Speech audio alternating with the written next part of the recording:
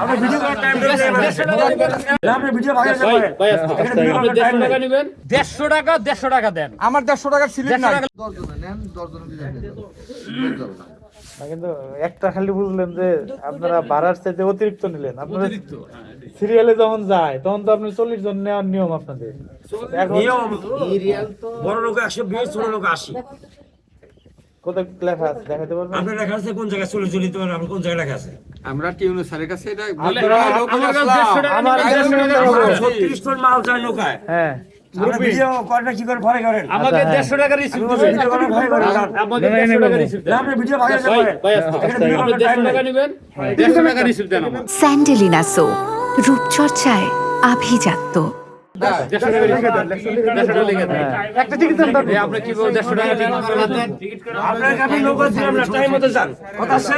আমরা 10:30 টাকা আপনি ভিডিও করার টাইম দেন এই দাদা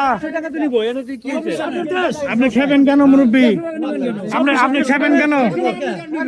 150 টাকা টাকা স্লিপ দেন আমার সঙ্গে কথা বলুন আমার সঙ্গে কথা বলুন সরকারের কাছে আমি টাইম নেই বাস্তা টাইম নেই আচ্ছা আপনি ঝগড়া যাচ্ছেন কেন আপনি আগে যাইতে হবেন কেন আপনি আগে যাবেন কেন এই কথা বলেন নাকি আপনি আগে যাবেন কেন 150 টাকা দেন আমার 150 টাকার সিলিং 150 নাই টাকা লিখে দেন আমি যখন 3000 টাকা দিয়ে দর্জন উনি কি আমার 3000 টাকা দেন লেখা আছে 150 টাকা লিখে দেন আমি নিব সরকার কি আমাকে 3000 টাকা দিছে আমি এখন নিব আচ্ছা এরা ভোট যাবে না সাড়ে ভোট নেন সরকারের প্যাকেজ দিয়ে দেয় 3000 টাকা উনি কি লেখা আছে 3000 সাড়ে ভোট নেন সমস্যা নেই সাড়ে ভোট নেন কোনো সমস্যা নেই এই লাগলাম এক কোটি 16 লাখ টাকা কাট নিছি মাগনা নেই নাই আপনার ব্যবসা চালাই মাগনা নেই নাই আমরা পয়সা দেই না আছে এখনো আছে আপনি এবার নৌকা আমাদেরও আছে 10:30 টাকা যাবেন 100 টাকা ভাড়া এটা বলে দিন আচ্ছা 10:30 যাবো আমরা আমরা 10:30 নৌকা ছাড়েন সমস্যা নেই হ্যাঁ আপনি রিজার্ভ চালি রিজার্ভ পাবেন সহকারী শিক্ষক নিয়োগ পরীক্ষা দেওয়ার জন্য আমি আসলে রৌমারী থেকে কুড়িগ্রামের দিকে যাচ্ছি ঠিক ওই সময় রৌমারী ঘাটে দেখি যে যারা যাত্রী রয়েছে তারা আসলে ভাড়া নিয়ে বাকবিতণ্ডা চলছে তখন আমি আসলে